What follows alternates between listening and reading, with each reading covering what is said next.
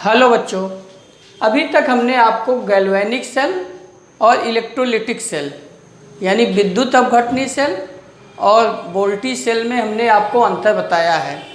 आज हम पढ़ेंगे कि हाफ सेल क्या होते हैं और इन्हीं हाफ सेल की सहायता से आप कंप्लीट सेल बनाएंगे। तो हाफ सेल में बेटा दो चीज़ें होती हैं, एक तो होगा इलेक्ट्रोड और दूसरा होगा उसमें सॉल्यूशन, उससे संबंधित सॉल्यूशन। और जो इलेक्ट्रोड होगा वह भी दो प्रकार का होगा, एक्टिव इलेक्ट्रोड और पैसिव इलेक्ट्रोड। एक्टिव इलेक्ट्रोड का मतलब होता है कि वह केमिकल रिएक्शन में भाग ले यानी रासायनिक अपक्रिया में भाग लेता है, जबकि पैसिव इलेक्ट्रोड जो होता है केवल रासायनिक अपक्रिया के लिए सरफेस अवेलेबल कराता है, जिस पर कि ऑक्सीकरण और अपचयन अपक्रियाएँ होती हैं। और हमने आपको बताया है कि जो एनोड होता है उस पे हमेशा ऑक्सीडेशन की क्रिया होगी, एओ बताया है, और कैथोड पे हमेशा रिडक्शन की क्रिया होगी। तो उसी से आगे देखिए, डिफरेंट हाफ सेल में जैसे आप जिंक की छड़ ले लिए और इसमें जो सॉल्यूशन है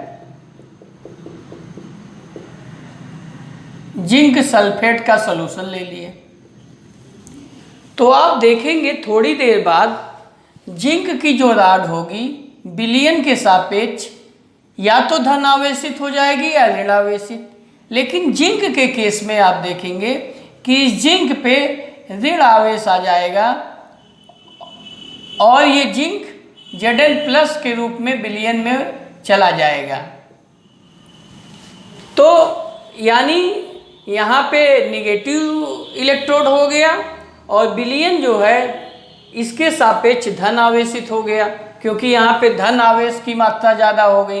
तो इन दोनों के मध्य एक विभवांतर स्थापित होता है, उस विभवांतर को ही हम कहते हैं इलेक्ट्रोड विभव। इस विभवांतर को हम हाफ सेल में बेटा नहीं नाप पाएंगे, इसको नापने के लिए हमें दो हाफ सेल को आपस में जोड़ना पड़ेगा। अभी उसको हम बताएंगे। अभी पहले ये समझिए हाफ सेल का रिप्रेजेंटेशन कैसे किया जाता है। ये हाफ सेल हो गई। हाफ सेल अब यहाँ हम देख रहे हैं कि जिंक जो है Zn+2 में जा रही है, तो हम इसको ऐसे दिखाते हैं Zn+2 इलेक्ट्रॉन, यानी ये ऑक्सीडेशन की क्रिया हुई। इसको हमें यदि सेल के रूप में रिप्रेजेंट करना हुआ तो जिंक जो है सॉलिड अवस्था में है, ये लिक्विड अवस्था में है, तो हम इसको इंटरफेस द्वारा ऐसे स्लाइस द्वारा अलग कर देंगे।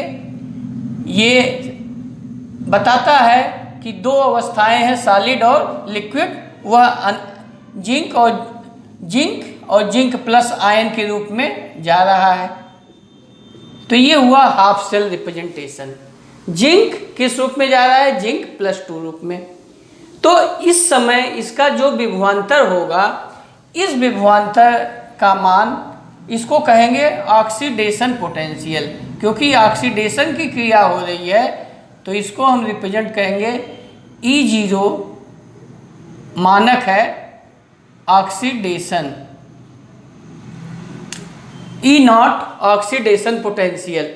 इसका हम बेटा जब ऑक्सीडेशन पोटेंशियल का मान निकालते हैं तो 0.76 वोल्ट आता है।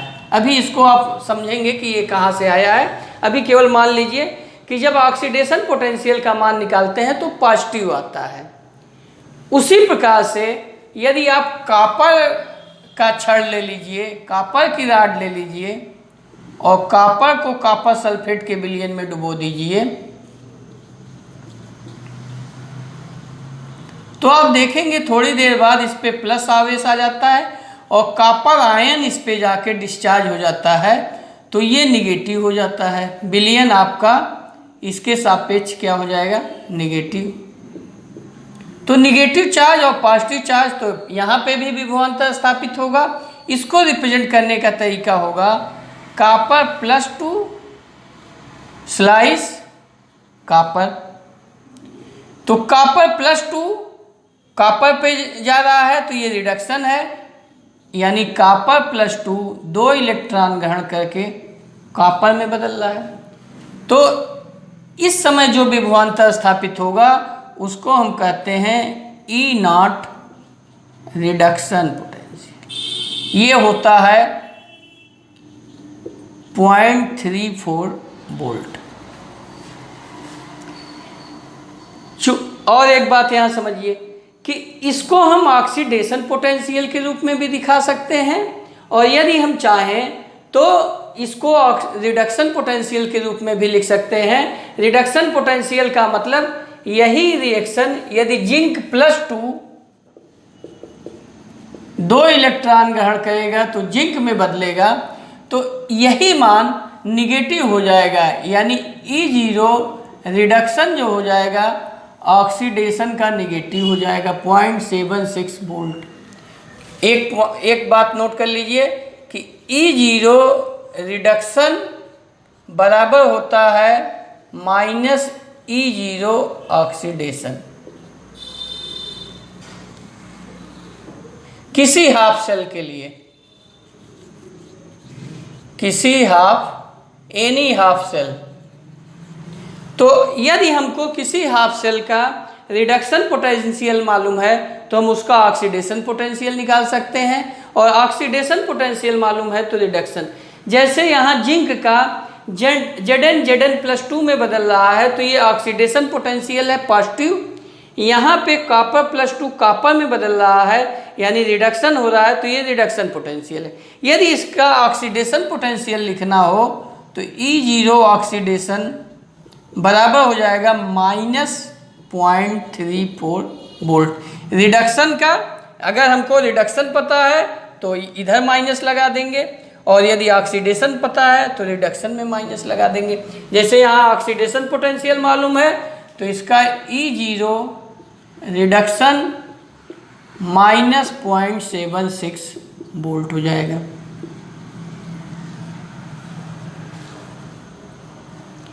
और एक बात ध्यान दीजिए कि किसी भी हाफ सेल के लिए जो वैल्यू पॉजिटिव होगी, हाफ सेल के लिए जो इलेक्ट्रोड विभव का मान पॉजिटिव होगा वह स्वतः वही क्रिया करनी चाहेगी। अर्थात जिंक के लिए मानक रिडक्शन पोटेंशियल निगेटिव है तो जिंक जो है Zn+2 से जिंक में जाना नहीं पसंद करेगा, बल्कि जिंक से जिंक +2 में आना पसंद करेगा, क्योंकि यह वैल्यू उसके लिए पॉजिटिव है। उसी प्रकार से कॉपर +2 से 2 इलेक्ट्रॉन ग्रहण करके जब कॉपर हो रहा है तो ये वैल्यू इसके लिए पॉजिटिव है, तो जो वैल्यू पॉजिटिव होगी हमने बताया वही क्रिया करना पसंद करेगा, यानी यह सेल रिड्यूस होना पसंद करेगा, यानी कॉपर +2 इलेक्ट्रोड पे जाके कॉपर के रूप में जमा होगा।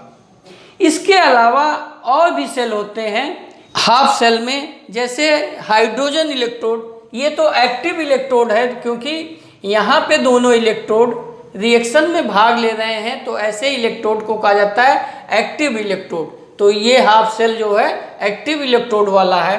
अब आइए जो पैसिव इलेक्ट्रोड वाले हाफ सेल हैं, जैसे हाइड्रोजन इलेक्ट्रोड।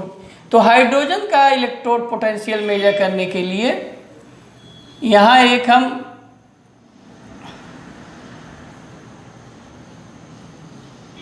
ये प्लेटिनम का प्लेट होती है, इस पे बल्कि प्लेटिनम ब्लैक का लेप कर देते हैं, और इधर से हम हाइड्रोजन गैस एक एटीएम पर प्रवाहित करते हैं।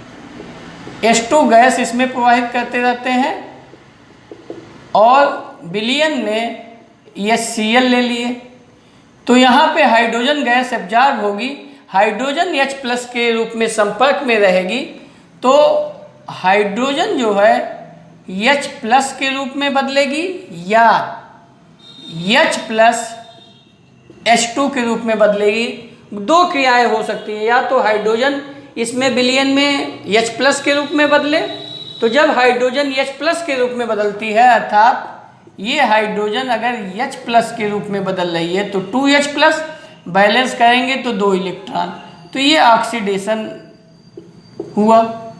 तो ये जो रिप्रेजेंटेशन है ये ऑक्सीडेशन हाफ सेल है। ये क्या है? Oxidation half cell. और यह जो रिप्रेजेंटेशन है, यहाँ पे H प्लस इलेक्ट्रॉन ग्रहण करके H2 में बदल रही है, तो 2H प्लस 2 इलेक्ट्रॉन, तो ये रिडक्शन है, तो ये रिडक्शन हाफ सेल है, रिडक्शन हाफ सेल। चूंकि हाइड्रोजन एक ऐसा एलिमेंट है, हाइड्रोजन है, क्लोरीन है, जो ऑक्सीडाइज भी हो सकता है, रिड्यूस भी हो सकता है, तो जब ये ऑक्सीडाइज होगा तो ऑक्सीडेशन हाफ सेल होगा। यह निर्भर करेगा कि हमारी जो दूसरी हाफ सेल है वह कैसा है, उस हिसाब से हाइड्रोजन पे ऑक्सीडेशन और रिडक्शन की क्रिया होगी। तो इसको हम जब कहेंगे, यहाँ पे E0 जो आएगा वह ऑक्सीडेशन वाला होगा, E0 ऑक्सीडेशन, और यहाँ पे जो होगा E0 रिडक्शन।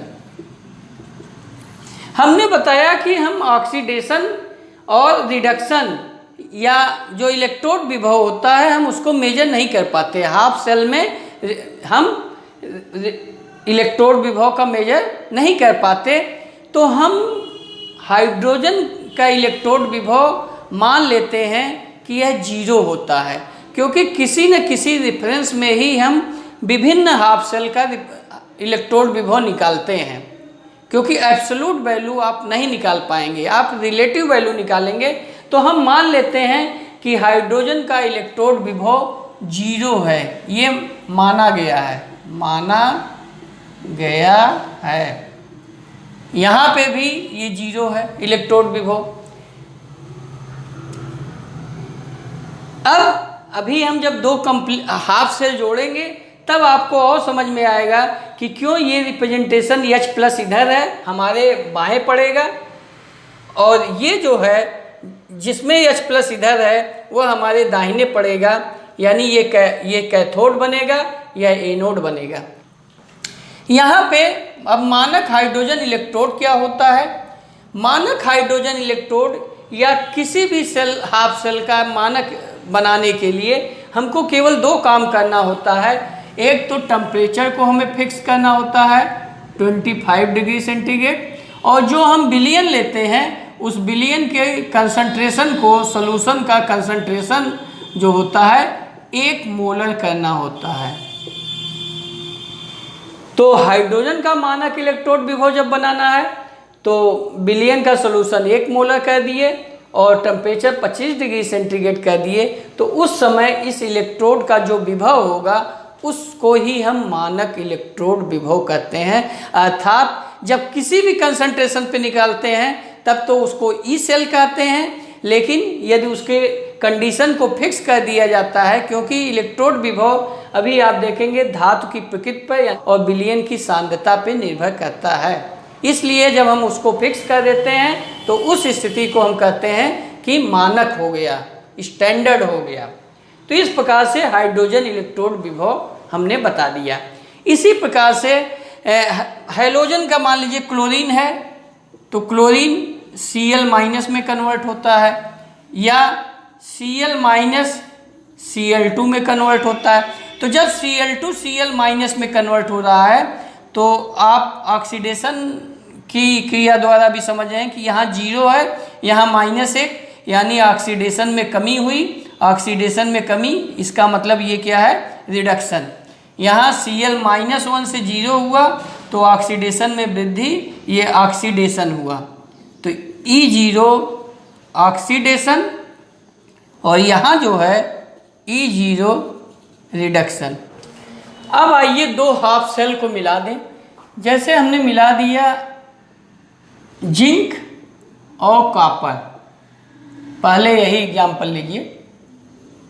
यहाँ जिंक है, यहाँ कॉपर है।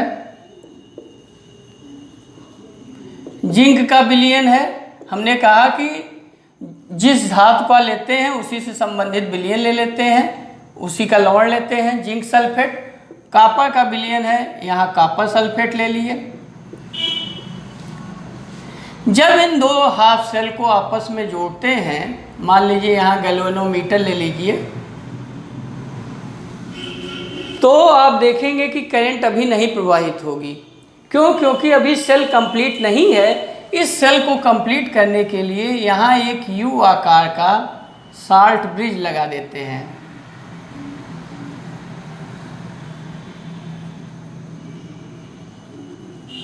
ये है साल्ट ब्रिज।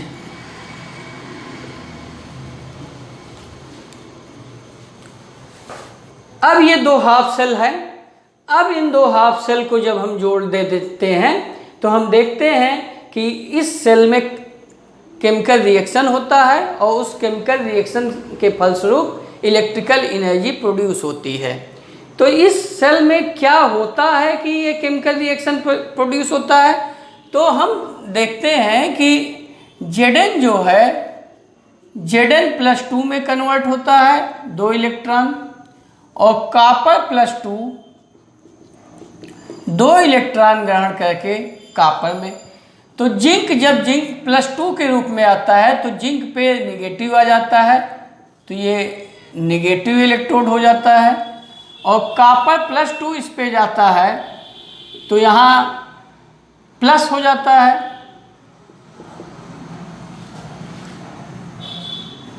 ये आपका पॉजिटिव, ये कैथोड है, और यह आपका एनोड है। तो एनोड पे आप देख रहे हैं कि जिंक+2 के रूप में आता है, तो एनोड पे ये ऑक्सीडेशन की क्रिया हो रही है, और कैथोड पे कॉपर+2 कॉपर के रूप में अवक्षेपित हो रहा है इलेक्ट्रॉन लेके, तो ये रिडक्शन की अपक्रिया हो रही है। तो इन दोनों अपक्रियाओं को यदि आप जोड़ दें तो जिंक कॉपर+2 इलेक्ट्रॉन से इलेक्ट्रॉन कट गए, जिंक+2 कॉपर। तो यह रिएक्शन स्वतः होता है, स्पॉन्टेनियस होता है। ऐसा इसलिए होता है कि जिंक का जिंक+2 के रूप में ऑक्सीडेशन हो रहा है, कॉपर+2 का कॉपर के रूप में अपचयन हो रहा है।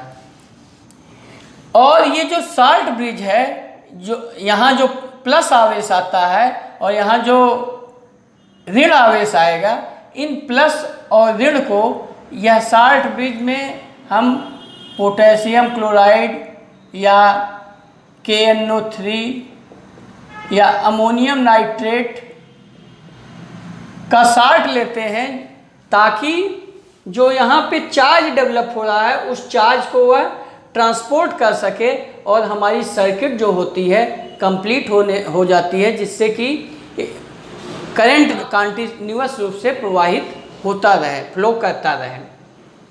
ये भी हमने बताया कि यहाँ ऋण है तो इलेक्ट्रॉन का फ्लो इधर से इधर होगा, इसका मतलब करंट का फ्लो इधर होगा, इधर इलेक्ट्रॉन का फ्लो होगा, और करंट जो होती है पॉजिटिव दिशा होती है तो करंट का फ्लो इधर होगा।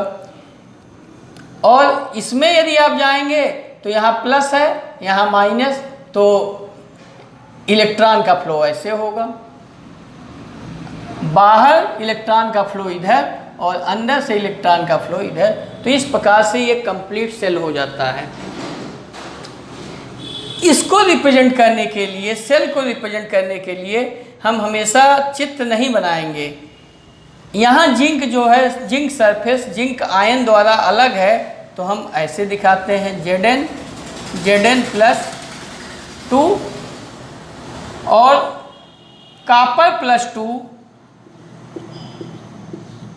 कॉपर में होता है। और इस साल्ट ब्रिज को दिखाने के लिए हम 2 खड़ी लाइन दिखाते हैं। यदि आप ध्यान से देखें तो इस सेल का जो आयन है वह साल्ट ब्रिज के बगल में है, इस सेल का भी जो आयन है वो साल्ट ब्रिज के बगल में है। इसका मतलब साल्ट ब्रिज इन आयन के आवेश को निरावेशित करती है। हमेशा साल्ट ब्रिज के बगल में ही इस आवेश को लिखा जाता है। ये लेफ्ट हैंड साइड है, ये राइट हैंड साइड है।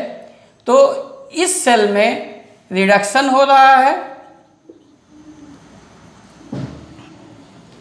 और ये है क्या? कैथोड है जो कि पॉजिटिव है, और इस सेल पे ऑक्सीडेशन हो रहा है, या एनोड है और नेगेटिव है। तो इसको शॉर्ट फॉर्म में लिखा जाता है निगेटिव एनोड ऑक्सीडेशन NaO। और यहाँ पे जो है कैथोड है, पॉजिटिव है रिडक्शन, या पहले P लिखिए, पॉजिटिव है PCR। तो ये किधर है, ये आपके लेफ्ट हैंड साइड है, और यह किधर है, राइट। तो राइट लेफ्ट भी लिखा जाता है या रिडक्शन ऑक्सीडेशन लिखा जाता है। तो ई सेल जो हुआ आपके राइट में हमेशा रिडक्शन अपक्रिया को दिखाते हैं और लेफ्ट में हमेशा ऑक्सीडेशन अपक्रिया को दिखाते हैं। यानी इसी सेल को इस प्रकार से हम अक्षरों में व्यक्त करते हैं, तो इसको कहा जाता है कि सेल का कंप्लीट रिप्रेजेंटेशन। यह सिंगल लाइन ये दिखाती है कि ये मेटल सरफेस आयन द्वारा अलग है, यह मेटल का सरफेस है जो जिंक धातु जिंक आयन द्वारा अलग है। यहाँ पे कॉपर का मेटल कॉपर प्लस आयन द्वारा अलग है, यानी ये सॉलिड अवस्था, ये लिक्विड अवस्था। और ये जो दोनों आयन हैं दोनों सेलों में, जो पॉजिटिव और यहाँ निगेटिव जो इकट्ठा होता है, ये आपस में साल्ट ब्रिज द्वारा जुड़े हुए हैं। तो इस प्रकार से ये कंप्लीट सेल रिएक्शन हो गया। साल्ट ब्रिज का यूज, यदि हम साल्ट ब्रिज न लगाएं तो क्या होगा, इसको समझ लीजिए। अच्छा बेटा, जैसे ये तो एक हुआ, इसका मतलब इन दो हाफ सेल को हम हाइड्रोजन द्वारा भी जोड़ सकते हैं। तो यदि हाइड्रोजन द्वारा जोड़ते हैं तो यहीं पे हाइड्रोजन लिख देते हैं। हाइड्रोजन पे जब हम जिंक के साथ जोड़ते हैं तो सदैव हाइड्रोजन का रिडक्शन होता है और इसका जो होगा वह तो ऑक्सीडेशन होगा। तो H प्लस H2 प्लेटिनम। तो ये हाइड्रोजन इलेक्ट्रोड हो गया, हाइड्रोजन का हाफ सेल हो गया, हाइड्रोजन हाफ सेल। इसी प्रकार से जब कॉपर से जोड़ते हैं तो हाइड्रोजन का हाफ सेल इधर आ जाएगा, यानी H2H plus copper plus 2 copper. तो जब H प्लस इधर है धन आवेशित, तो इसका मतलब ये इसका क्या हुआ, ऑक्सीडेशन हुआ। यहाँ H प्लस से H2 में बदल रहा है तो रिडक्शन हुआ। तो ऑक्सीडेशन हाफ सेल लेफ्ट की तरफ और रिडक्शन के रूप में जब है तो राइट की तरफ लिखते हैं। Use of salt bridge,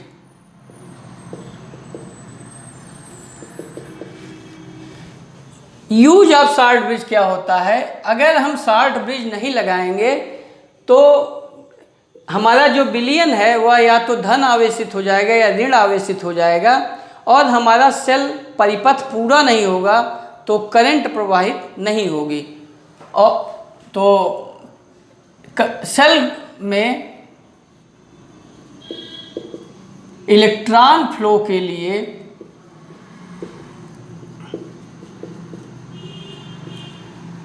salt bridge लगाया जाता है, अन्यथा आवेश डिपॉजिट हो जाएगा और सेल की अपक्रिया कुछ ही सेकंडों में रुक जाएगी। तो कंटिन्यूअस अपक्रिया को जारी रखने के लिए साल्ट ब्रिज लगाया जाता है। साल्ट ब्रिज के रूप में हम NaCl, KCl, अमोनियम नाइट्रेट का आयन लेते हैं, जिसमें धन आवेश और ऋण आवेश का जो ट्रांसपोर्टेशन है यानी गति है दोनों लगभग समान होती है। और इसको हम या तो धातु द्वारा जोड़ते हैं या तो अगर अगर या जिलेटिन द्वारा, जिलेटिन अगर अगर या जिलेटिन का बना के साल्ट ब्रिज से जोड़ देते हैं। अब आइए इलेक्ट्रोड पोटेंशियल और नस्ट इक्वेशन क्या है। एक और बेटा थोड़ा समझ लो, क्लोरीन का जब हम इलेक्ट्रोड विभव बनाएंगे तो क्लोरीन माइनस है, तो आप देख रहे हैं Cl2 अगर Cl माइनस बनाए या Cl माइनस Cl2 बनाए। ये सही रिप्रेजेंटेशन नहीं है क्योंकि क्लोरीन कोई धातु नहीं है, तो यहाँ होना तो चाहिए प्लेटिनम, यहाँ होना चाहिए प्लेटिनम। और यह साल्ट ब्रिज के किधर होगा, इस साइड में। तो ये एनोड वाली क्रिया होगी इस पे, यानी ऑक्सीडेशन, और यह साल्ट ब्रिज के दाहिने तरफ पड़ेगा, तो यहाँ क्या हो जाएगा, रिडक्शन। अब आइए इलेक्ट्रोड पोटेंशियल एंड नष्ट NERST नष्ट इक्वेशन। इलेक्ट्रोड पोटेंशियल हमने बताया कि क्या होता है कि जब धातु की छड़ को विलयन में डुबो देते हैं तो विभवांतर ही इलेक्ट्रोड विभव है। इस इलेक्ट्रोड पोटेंशियल को हम हाफ सेल के लिए भी मेजर करते हैं और कंप्लीट सेल के लिए भी। दोनों के लिए नष्ट इक्वेशन सेम लागू होता है। यह जो नष्ट इक्वेशन है वह है E बराबर E0 माइनस 2.30 RT अपान NF log प्रोडक्ट बटे रिएक्टेंट। इसका मतलब अगर कोई एक रिएक्शन लिखा गया है M प्लस N इलेक्ट्रॉन ग्रहण किया तो M में बदल रहा है, तो इसके लिए यदि हम लिखें तो यहाँ पे N इलेक्ट्रॉन यूज हुआ है तो N लिखेंगे।